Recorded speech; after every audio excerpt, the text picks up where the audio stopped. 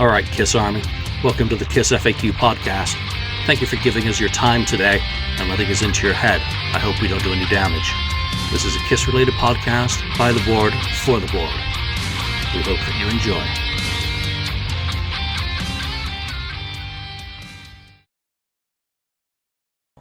Welcome to episode 303 of the KissFAQ Podcast.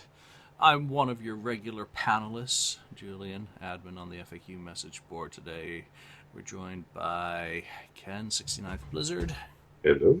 And Marcus Almighty Mark. Greetings. Daniel, we miss you, buddy. But I know it's sleepy time for you in Scandinavia. I get the same way late at night. And I'm not the one who has to stay up really late to do these shows, so we will do another one at a more appropriate time so that he can participate, because he's always got useful contributions to make to the conversation. I would ask if anyone has bought any Kiss stuff lately, but... Oh, he has. You have? Well, no, just the pre-order of that shirt, the stay-at-home shirt. Oh, yeah. That's for the... as well. Yeah. So... I'm actually kind of excited to get that, especially if the money really does go to help the guys. Right, definitely. And gals, then that will be cool. What else? I'm so unprepared today. I'm sorry, but I can't remember anything else being offered for sale that's of any interest whatsoever. Yeah, actually, I did. I won an auction from a auction house, not eBay or any of that rubbish. Some other? Yeah, it's I think it's like 20 Japanese singles, 10 of which are, or 9 of which are Kiss ones, and a bunch of them are Rat, which would go up on eBay, Cheap Trick, which I have zero interest in, which would go up on eBay. What other bands? Aerosmith, which would get scanned for the book and then go up on eBay. Yeah. Well, no, again, it's when you can't afford photo licensing, it's kind of a cheap and dirty way of putting things into a book. And I did just do the temporary cover art for that thing, riffing on live bootleg. So I managed to make it as ugly as any of my other covers that I've done myself. All right, so let's talk about some Kiss stuff today. Obviously, the big news this week was Ace Frehley showing up on Eddie Trunk's show, and a better quality version of that did come out today. And so I was able to listen to it, because half the time it sounds like Ace has the phone in his mouth, which makes it very difficult to understand what he's saying. But Ken, what were some of your high-level thoughts on that? I thought it was hellishly entertaining. I thought Eddie did a great job, and Ace was also very, he's a real animated. Yeah, it was good. I mean, he was in good spirits. I know he said he was glad he got out of California right before the COVID thing. This COVID thing happened. Yeah, I mean, it was good. Some of it's, the familiar stuff. It's interesting, though, his memory is a little not totally clear on things like, where he recorded the Strange Ways guitar solo when he says Eddie Kramer was engineering on that, and I was like, no. Unless he's thinking of re-recording the Alive or something like that, a live version, but otherwise, his memory's a little off here and there. But then they talked about his album origins. Oh, yeah, I guess the other thing was I thought was really good that is he's writing new material for his next regular, I guess, solo album. So I thought that's a good thing. He says he has all this time and he's doing something with it, and like all of us, we have a lot, maybe more time at home, of course, but some working, unfortunately, and some are working, but things like that. It was cool to hear something new, and then they talked about the technology. I don't even go. I'm like recapping the whole thing almost, but I thought it was a good, different interview from Ace.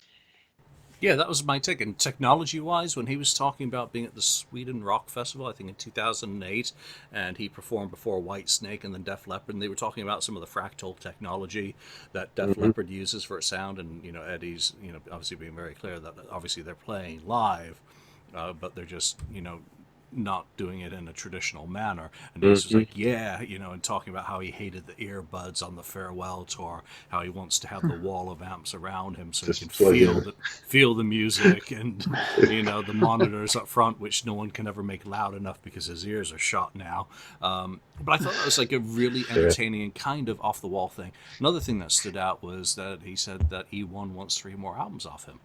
So I thought That's cool. that was very very cool. He mentioned Space Truckin' again as one of the songs that will Right. be on Origins Volume 2, and he did mention, and people have been kind of debating this on the FAQ message board this week, that Origins 2 has been postponed to some point in the future, hopefully the fall. I think he didn't Right. want to nail down any specific times, knowing that things are postponed. And Mark, that made me think of you, because with your Right. record has been postponed as well.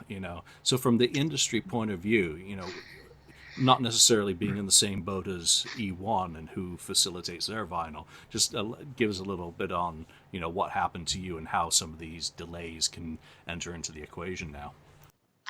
Well, as you know, I'm waiting on getting my yellow vinyl version of my latest record done, and of course, they were doing things as per normal while this was going on. But then, as soon as the government here in Canada started hammering down on restrictions, as soon as they started with the non-essential businesses having to close, they were one of the people that were considered non-essential. Train Records, I'm talking about, the place that does my albums.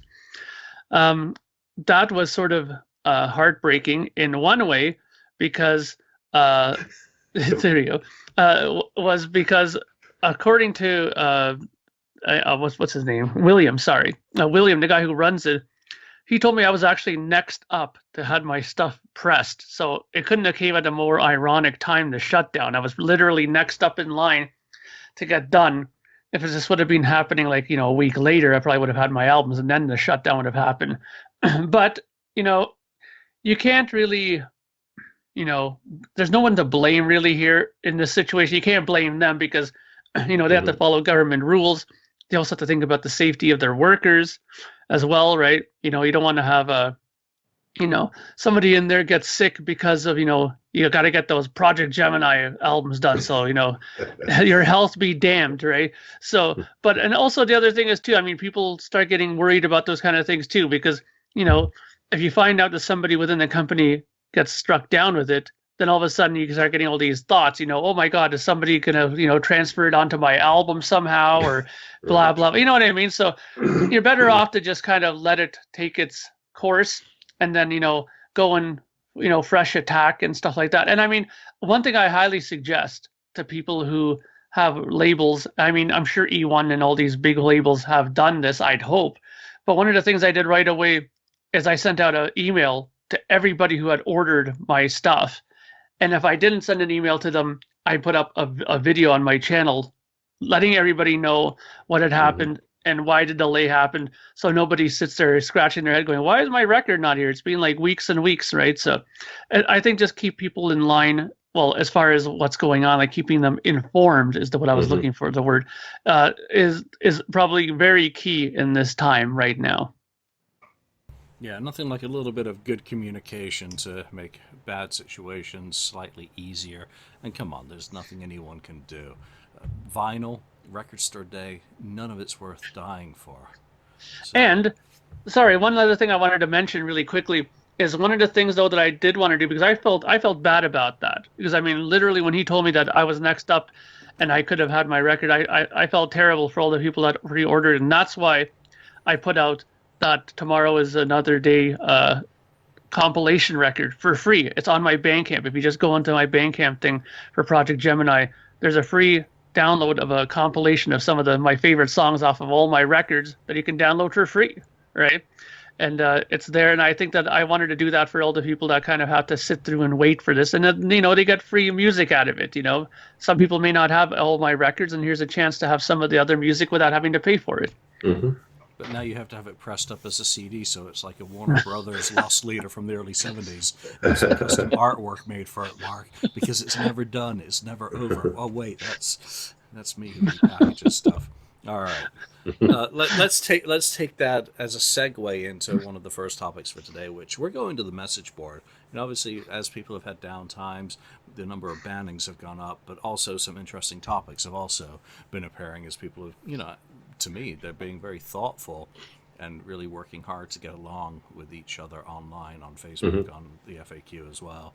But, one of the questions that's been raised for people to ponder: Peter Criss's rock album or Ace's Origins Volume 2? Which one do you look forward to more, and why? I wanted to say that like Stewie. Why? Why? Well, this may come blah blah blah. This may come as a total surprise to everybody out there, but I'm actually very much looking forward to Peter Criss's rock record, to be honest with you. Why? Because this is something that we have been waiting for, I think, as Kiss fans for a very long time. I mean, he's given us every other kind of thing that we could possibly want, I suppose, but the rock record, and we all know that Peter Criss has a phenomenal rock and roll voice.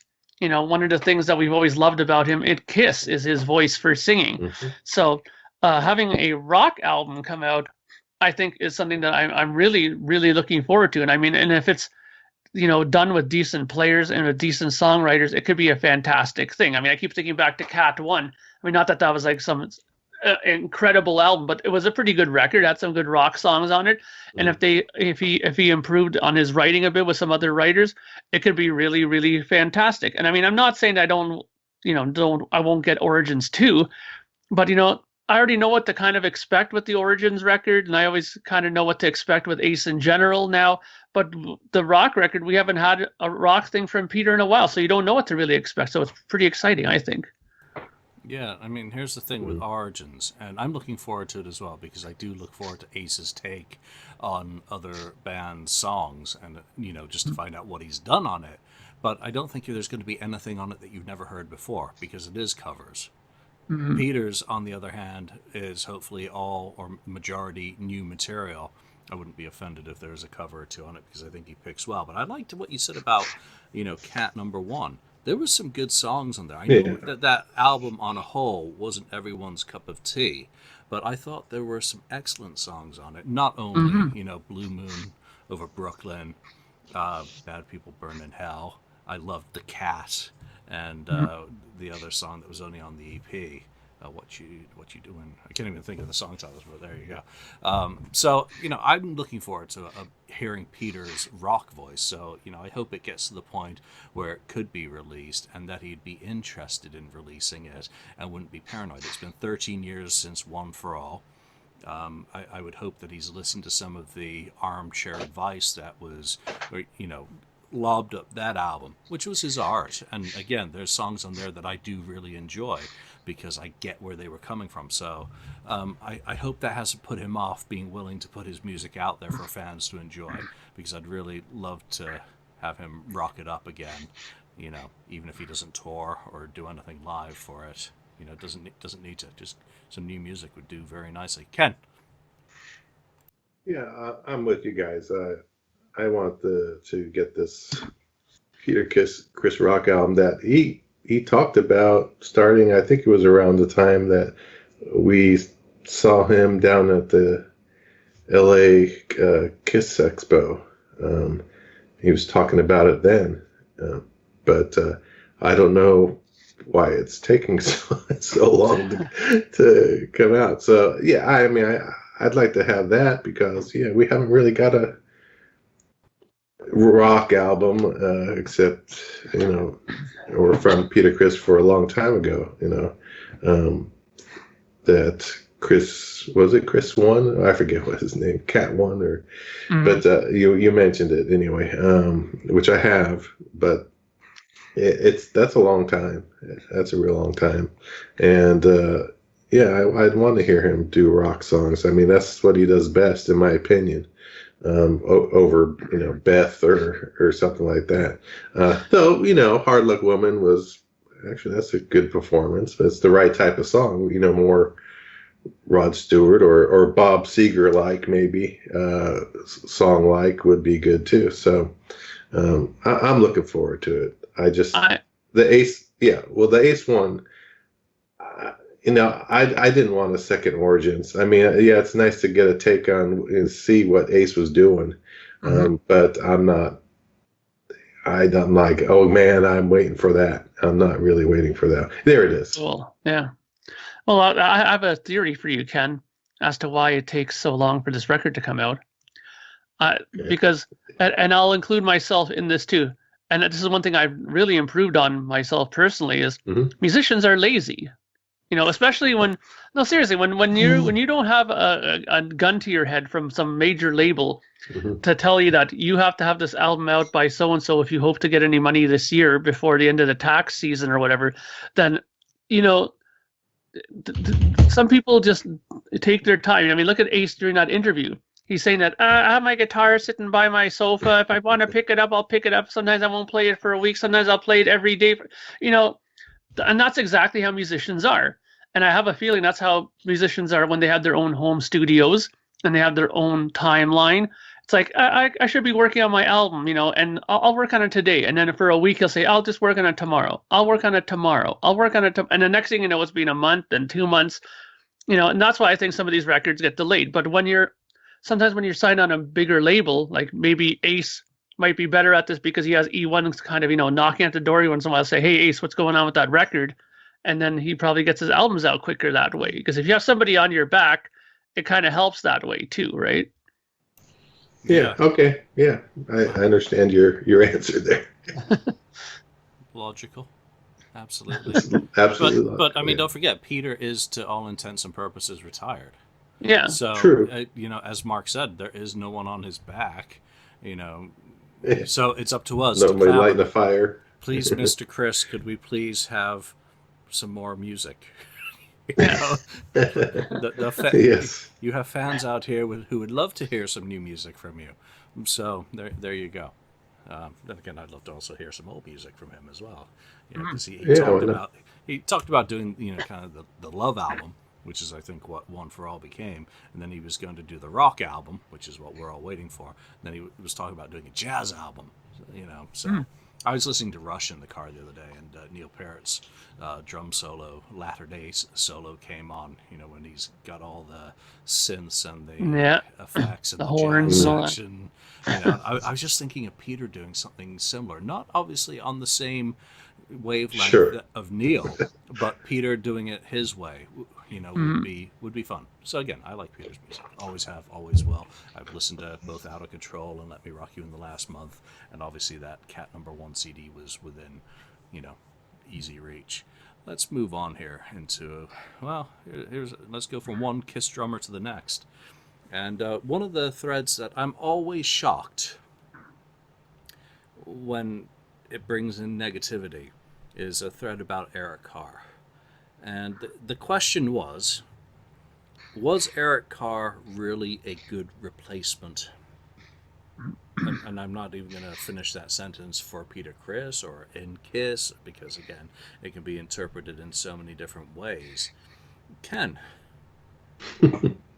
take us back to 1980. 1980. Well, you know what?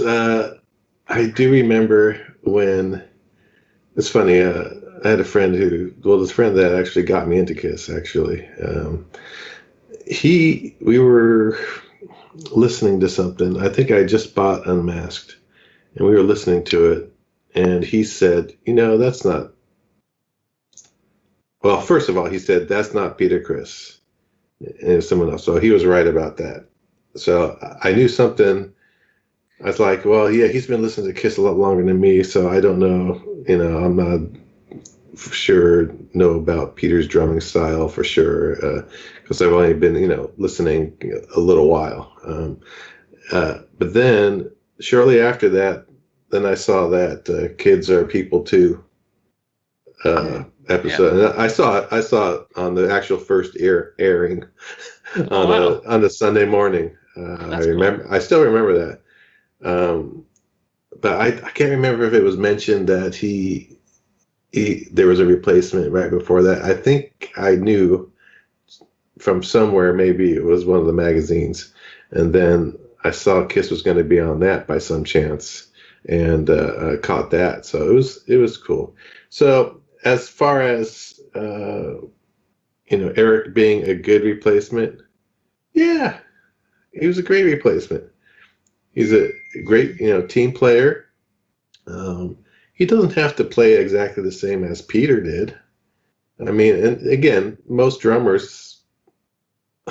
drummers have a different style. Even if they play the same style of music, they maybe grew up listening to a different style, like jazz or some other type of drumming style. So, and had maybe a different teacher or learned that by themselves. And there it is. There's the show I was talking about.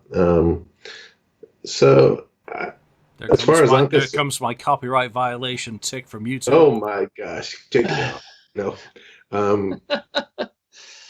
So as far as this is as a good replacement, he's great. Great team player, great drummer, strong drummer, more powerful kind of rock drummer, obviously, in that sense, even though he wasn't really playing that kind of music before joining Kiss, right? So much. Yes, he was. No, not really. I mean, if you go back and listen to Flasher, and several shows circulate, it's full of the Clash, it's full of the Cars, it's full of Joe Jackson. Okay, well, it's still rock, yeah. But obviously, in the 70s, he'd done a little bit of everything. He'd done the R&B, he'd done the soul, he'd done the funk, yeah, and then done the rock. I'm talking about that, yeah. So just like Peter, who had done a very similar, spread of drumming in the 60s, mm-hmm. Eric Carr also had that, but he didn't have the confidence that Peter had and had grown into, because Peter was older, had already been through the ravages of show business and come up with Kiss. So that's the only thing that really strikes me in particular, that he stood out in all those early interviews, which obviously I didn't experience at the time, as the new guy, as someone completely insecure and ill-equipped to kind of deal with. All of a sudden you go from stove repairman to blowing stuff up on stage and all of that kind of thing. But in terms of his technical ability, without a doubt, I mean, perfectly set, coming from playing covers essentially. And, they wouldn't have, let's face it, they wouldn't have picked him if they didn't think he was couldn't fit their music or their music style in Kiss. So they probably would have like, oh, this guy's not going to be right for us, and go to the next drummer in line or whatever. Yeah, you couldn't go to Cozy Powell. Yeah, yeah, to someone who already had an identity within the industry, you really needed a blank slate. Or if you played with Rainbow. Well, the other issue was the unknown factor, of course, there, because you couldn't get a known person that had pictures on albums already out there, since at the beginning is the makeup for a couple albums. Yeah. I think that's an interesting question, though. If you don't mind me jumping in, Ken, or if you're done. No, go ahead. Okay. Okay. Well, what I was going to say is that the question to me I find actually fascinating, to be honest, because I kind of look at it from both ends. Was he good?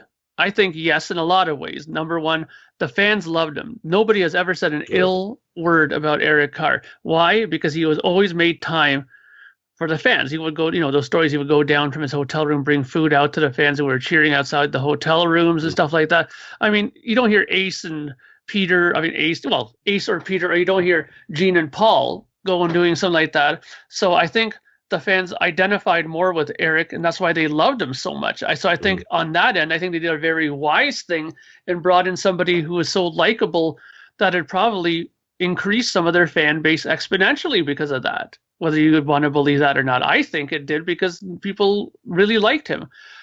Performance-wise, I think he's a great drummer. But then here's where that producer musician side of me kind of does that little switch over and starts thinking the other end of it. Now, he is good. He's a great drummer. Some of the stuff I noticed, he tends to fall back on the sort of same patterns here and there on songs I notice when he drums. But the one thing that I find interesting is that for a drummer who was so great, maybe not that great in studio compared to live, because after all, he had the name Alan Schwartzberg appear quite a few times on albums that he played on. And it was always, Alan Schwartzberg appeared for Tom Fills, or he appeared for this, or he appeared for that. And, who knows throughout the years what happened with Peter. I mean, we always hear stories that he didn't appear on this song or that song. But, for the most part, we can be pretty confident that Peter Criss drummed on most of those early Kiss records, right? No. But, that's the thing that always makes me kind of wonder, is because they bring him in. Maybe he was fantastic in a live situation. He was definitely a great singer. There's no question about that. They made a great choice with that.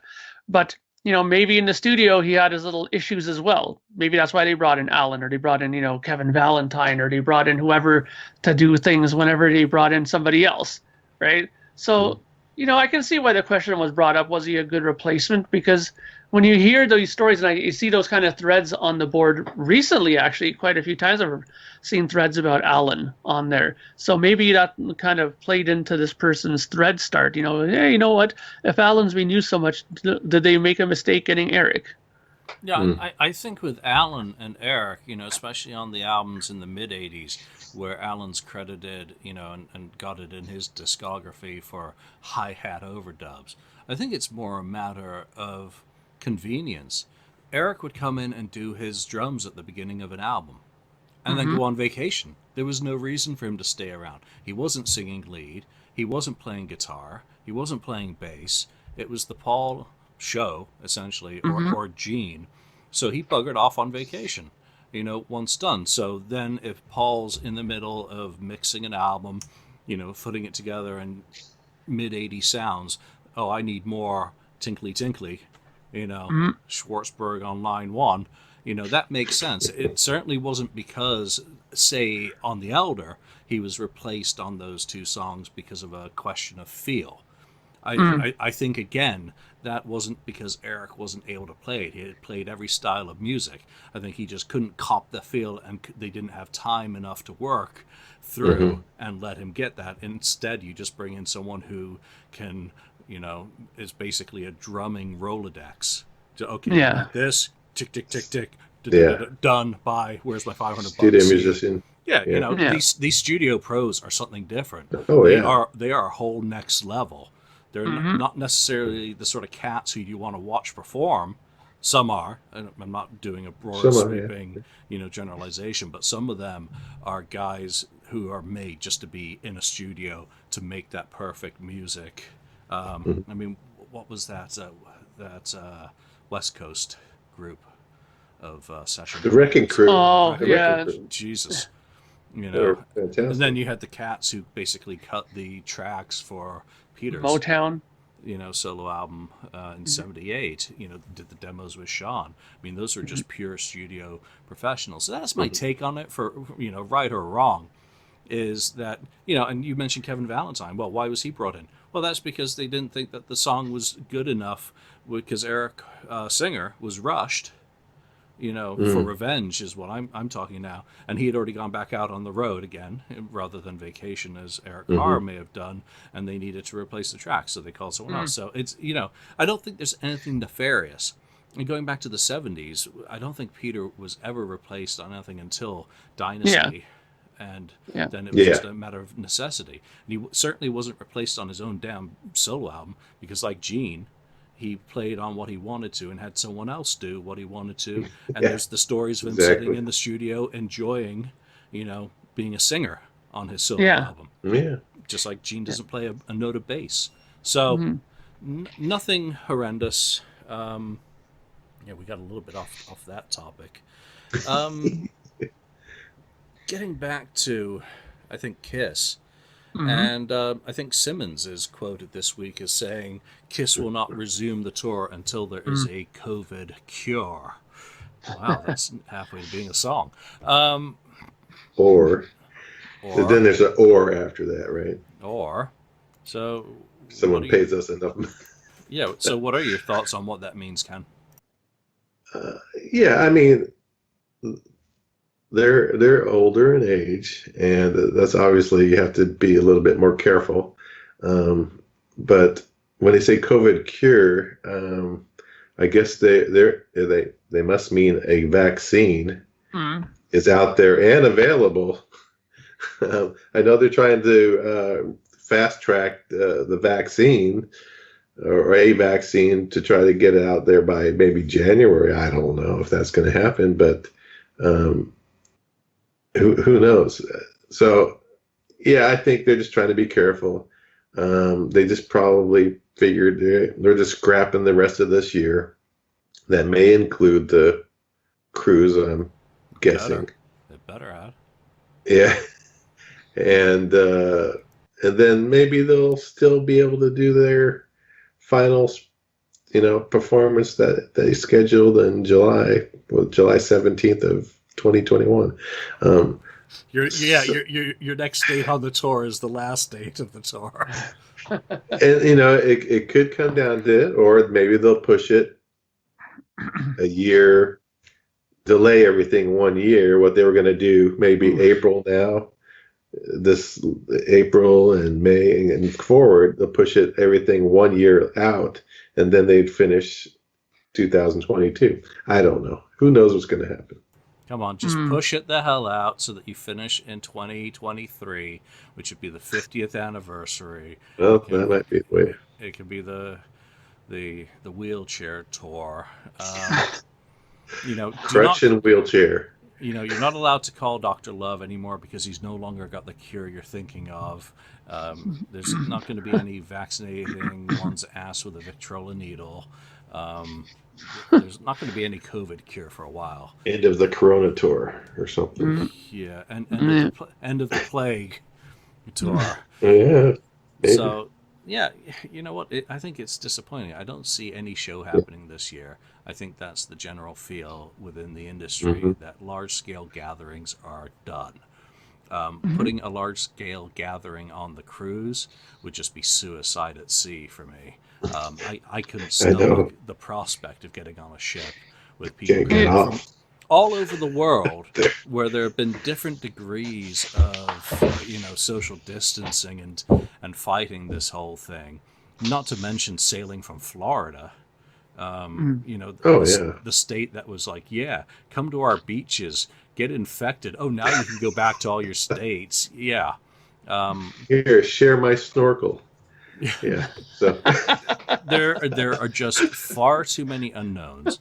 Having skirted so gently against COVID personally, having been sick on the cruise with the cruise crud, knowing that Paul has and that they're older.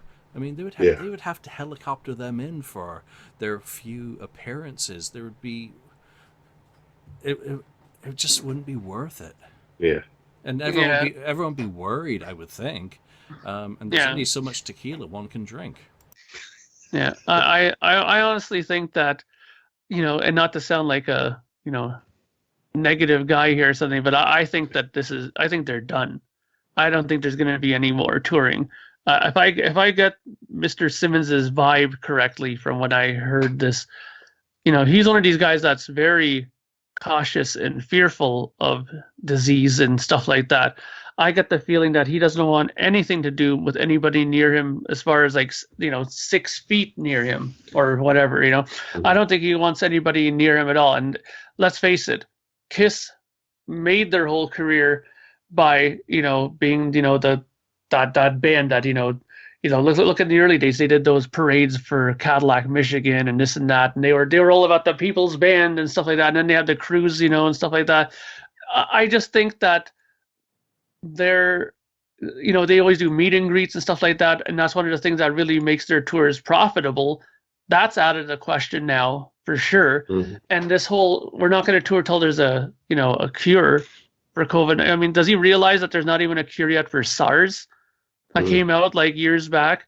There's not even a cure for some of the regular flus, let alone this. that have been around for years and years and years. So Yeah, come on. How many times have you gotten a flu shot and still gotten the flu? Yeah, exactly. Oh yeah, they can't get it right. And come on, COVID right now is a little bit more. Well, it might work, it might not work. You know. Oh, and by the way, it may kill you. As well. Yeah. So, yeah. Again, I don't think it's being negative either. It's just being realistic. And there's one thing that I wanted to just really go back and just touch on really quickly. I know we talked about this way early in the episode, but I really wanted to get this in. How many people do you think, guys, are going to chime in, with this whole Ace thing, how he said, you know what, all this time that we got going here, being at home, I started working on my next record. I guarantee you there's going to be a flood of people on the board saying, well, why doesn't Kiss do a record then? If Ace can go and do a record, and make one, why the hell can't Kiss go and do it? They have the technology the same as Ace does. Send over their songs, get Eric to do it at his house, the drums. He does it at here, this, that, bang, boom, you got another Kiss record. Because someone's going to say it. Someone's going to say it. Mark, I was thinking it when they said he was recording. I was like, oh, gee, I wish, Gene and Paul would start, writing some songs, and with this extra time that, try to put an album together, with the band somehow, or rather, you don't necessarily have to be in the studio together. You can send the thing, right? Mark, well, you can send the files back like and forth, and, heck, just do it. I mean, if you're saying you're home and you're really bored, well, that's something, a project to do maybe, and to give it to fans and maybe sell it and donate part of it to the charity or something. Yeah, music from the elderly, a concept album about the plague. Music from the elderly. Nice. Like that. Shoot. You're gonna have like the wrinkled hand on the doorknob, or the arthritic hand trying to reach up. Oh god. That's just... All right, so let's move on here. We've got a few more topics that, I see I left a topic on from the last show as well. Yes, we did find a happy place. Is there a magic number? And Ace mentioned this in his, interview with Eddie Trunk, about his willingness to maybe rejoin the band as it is or were, the context of which is unclear. And he had mentioned that he's been, in communication with Eric and, Gene and Paul, being friendly, at least. And I think he basically said, if the price is right. Well, for Peter and Ace, do you think it is only about a magic number? Do you think that it's only about money, or whether respect and dignity... respect and dignity in the same sentence as Kiss doesn't seem right, but in terms of them being out of Kiss, maybe respect and dignity do fit with those. What do you think? Is there a magic number, or is it more about unquantifiables? Mark? I think as far as Peter Criss goes, I don't think there's going to be any number that'll get him back. I think he's probably, I'm going to guess, I don't know Peter Criss personally, but I'm going to guess that he's pretty happy with his life right now. He seems like he's, enjoying his retirement. And I think didn't he say somewhere at all that he's pretty much done and he doesn't want to play anymore? And, I don't think I can imagine him doing a tour anymore. I don't think he's just really up to it anymore.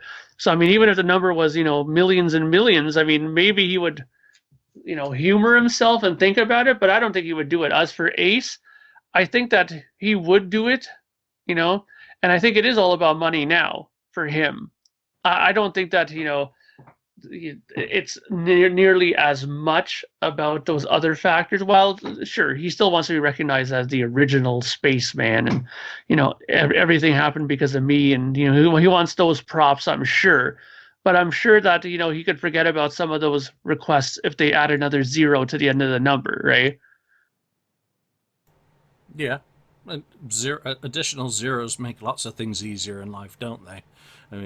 Let's be absolutely realistic and frank with things. Money does motivate and change one's opinion quite rapidly. You can have a high horse, but it takes a very strong person to not come down to the money. Peter, I don't know. I certainly think he can play a show, and Ace, I think could.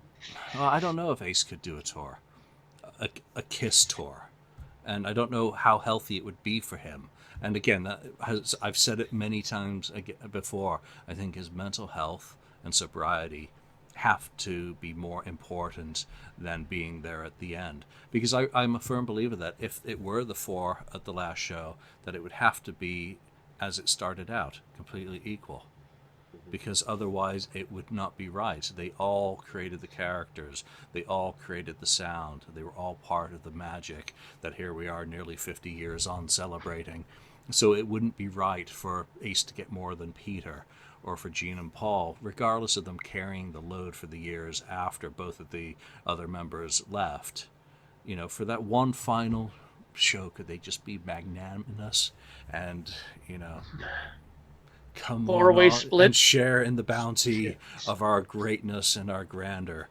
No, of course not, probably, but, one could be hopeful that they Gene and Paul call up Ace and Peter, say, hey guys, we're doing the last show. It's got to be us. We screwed it up at the Rock and Roll Hall of Fame. We're not going to miss this opportunity. One for all for one. You got to pay for your own airfare. But otherwise, it'll be completely Ken. Yeah, I mean, I was going to say that. I mean, if it's one show, Gene and Paul should throw them a bone and make it 4 equal shares. And if it's just them as the 4, I mean, we're not talking. If Tommy's going to play, and also Eric would play in this show, then it would be 6-way split. But I think they would want a 4-way split, one last show in makeup with the originals. 25% each. Just make it equal. Just end on a good note, all the way around. End on a good note. I don't know what they would do about costumes or something like that these days. If they try to refabricate something old again, or just do a new one for the final show, I don't think they would do that. I think they would just pick something old again, maybe something that would work. Something that was stretchy and fit. Something that would fit and maybe not show too much of this or that skin and stuff. But I was thinking the same thing. Just do it right. Do it right. End on a high note. And you know what? You know what you can do, Kiss? You're going to record that final show of the original members reunited and go out with a bang, and you're going to sell lots of copies or digital copies of this performance at wherever it may be in New York. Yeah, but then there's still so many possibilities that just randomly thinking about these things, I'm like, maybe they just do the set list that they did at the December 31st, 1973. Their professional coming out will be their professional checking out. Just a short set with the originals, but you add in Rock and Roll All Night, Detroit Rock City, and Beth, and boom, you're you'd have to have Beth, no look it up, maybe Shock Me for Ace, so you've got that original set, what 7 songs, I think, and then just add on those other 4. That's 11 songs. No doubt Peter can do that. Just check out, and you put Tommy and Eric front row center, because they were there in the early days watching the band too. They get to end where they started, watching the band, and they get shout outs from the audience, from the band, and maybe come up for the Rock and Roll All Night section and just see it all out there. Bruce as well, he could be front and center. Just tie it all up with a nice little bow. Bob Ross, some happy trees over here. I thought you were going to say put Tommy and Eric behind the curtain and they'd be playing the instruments. put playing behind them their instruments, the drums and the guitar back there, while they would have Peter's and Ace's instruments silenced. I'm just thinking of there's an old movie. I can't remember the movie now. Maybe it was Singing in the Rain or something like that, where they had the person singing behind a curtain, the real voice, and the person out in front was actually lip syncing to that person singing live behind them. Ouch. Yeah. It's probably a Britney Spears show. All right, let's just do another quick one straight off the board that you've not had any time to think about. We've done these before, I'm pretty sure, but since people want to always post the same things over and over, we get to talk about the same things over and over. Pick one right now. Songs that they should have played live. Ken.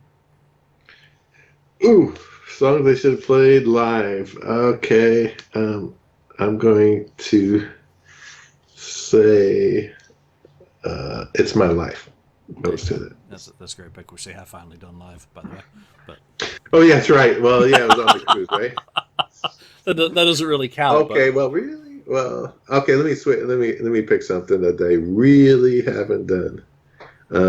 Like ever, you mean?